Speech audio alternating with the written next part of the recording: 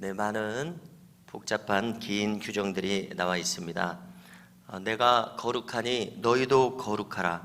이것이 하나님께서 우리에게 바라시는 바입니다. 예수님도 같은 말씀을 산상수훈에서 하셨습니다. 마태복음 5장 끝부분에 보면은 너희 아버지의 온전하심 같이 너희도 온전하라. 거룩하라를 온전하라로 바꾸어 말씀하셨는데 내용은 같은 내용입니다. 자, 우리는 이렇게 생각하게 됩니다. 사람은 완벽하게 거룩할 수 없다. 완벽하게 온전할 수 없다. 이렇게 생각합니다. 죄인이고 불완전하기 때문에 그렇습니다. 그런데 여기에 조금 함정이 있습니다. 나는 거룩할 수 없어 하고 이대로 끝나버릴 함정이 있습니다. 이런 위험성이 있습니다. 이렇게 해서 내가 연약하기 때문에 내가 무너지는 것은 정당하다라고 거기서 끝내는 위험성 말입니다. 그래서 이것을 내가 연약한 상태에 머물러 있는 것을, 겸손한 것은 마땅히 우리의 마음에 품어야 될 일이지만 연약한 상태에 머물러 있는 것이 정당화돼서는 안 되겠다는 생각을 하게 됩니다. 그러면은 약한 상태의 악순환이 계속될 것입니다.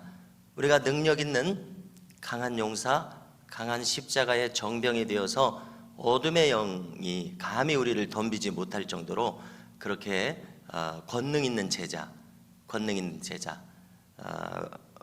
우리를 부르셨습니다. 그래서 우리가 약한 상태에 마냥 머물러 있어서는 안 된다는 생각을 하게 되는데요. 그렇다면은 우리는 어떻게 해야 됩니까? 하나님을 향한 우리의 방향이 온전해야 된다는 생각을 하게 됩니다. 주님을 향한 우리의 마음 말입니다. 그래서 가만히 생각해 보면 주님을 향한 우리의 마음이 온전치 못해서 이렇게 비틀어져 있다거나 변질되어 있다거나 아주 너무나 부족하고 약하다거나 이래서는 안 되겠다는 생각을 하게 되는 것입니다. 예를 들어서 어떤 지고지순한 한 남자가 처음으로 여자를 사랑하게 됐다고 한번 생각을 해 보십시오. 그 지고지순한 마음이 그 여자에게 완전히 반해서 그 한 사람만을 바라보는 그런 순정의 사랑의 마음이 생겼습니다. 그러면 여러분, 그 마음은 상당히 오래가고 그 여자가 받아들여질 때까지 계속 지속되는 것이 순전한 사랑일 것입니다. 그것이 한 시간 안에도 자꾸 변하고 하루 중에도 자꾸 이랬다가 저랬다가 하고 또 뭐 일주일이라든지 한 달이라든지 심지어 1년이라든지 막 그 마음이 변한다면 그것을 지고지순한 사랑이라고 할 수가 없을 것입니다. 순전한 순정파의 사랑이라고 할 수가 없을 것입니다. 자, 이것을 그대로 우리가 하나님께 우리의 마음을 적용한다면요, 한 시간이 지나지 않아서 우리의 마음이 막 변덕이 죽을 듯 한다거나 막 이렇게 좀 부패한다거나 또 뭐 이렇게 일주일도 못 간다거나 이러면은 하나님께 향한 온전한 마음이 아닐 것입니다. 그렇기 때문에 우리의 마음이 하나님을 향해서 하나님께서 온전하신 것처럼 너희도 온전하라. 주님의 이 말씀을 따라서 하나님을 향한 우리의 마음이 온전해야 한다는 것을 깨닫게 됩니다. 그리고 온전함을 추구해야 된다는 것을 깨닫게 됩니다. 그렇지 않습니까? 한 시간 안에도 주님을 향한 우리의 마음이 막 변한다거나 막 반대를 향해서 간다거나 가룟유다처럼 막 배반한다거나 이러면 합당치 않을 것이라는 것입니다. 그래서 우리가 주바라기라는 말이 있지 않습니까? 해바라기를 빗대가지고 해바라기가 맨 해만 이렇게 쳐다보듯이 우리는 주바라기가 되어서 주님을 계속해서 변함없이 주님을 계속 바라보는 이렇게 주바라기로 우리가 살아갈 수 있기를 간절히 소망합니다.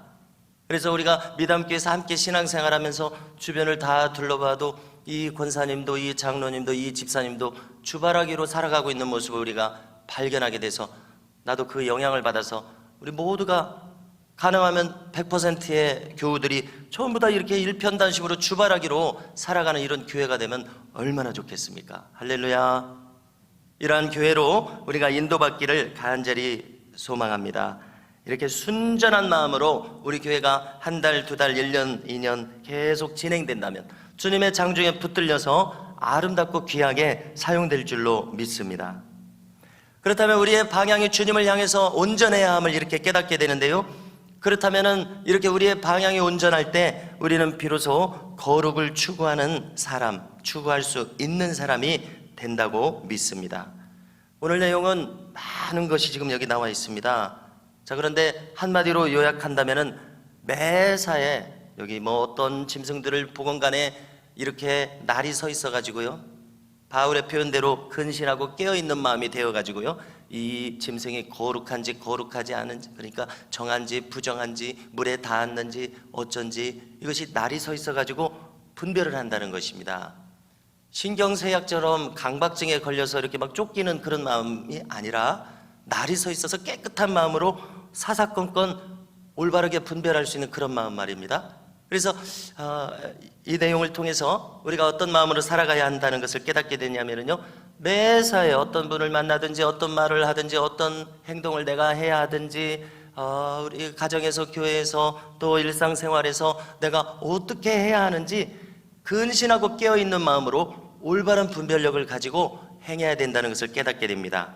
이것이 하나님께서 오늘 내가 거룩하니 너희도 거룩하라 매사에 이렇게 우리에게 마땅히 이렇게 해야 한다고 말씀하시는 내용이 바로 이것이라고 믿습니다.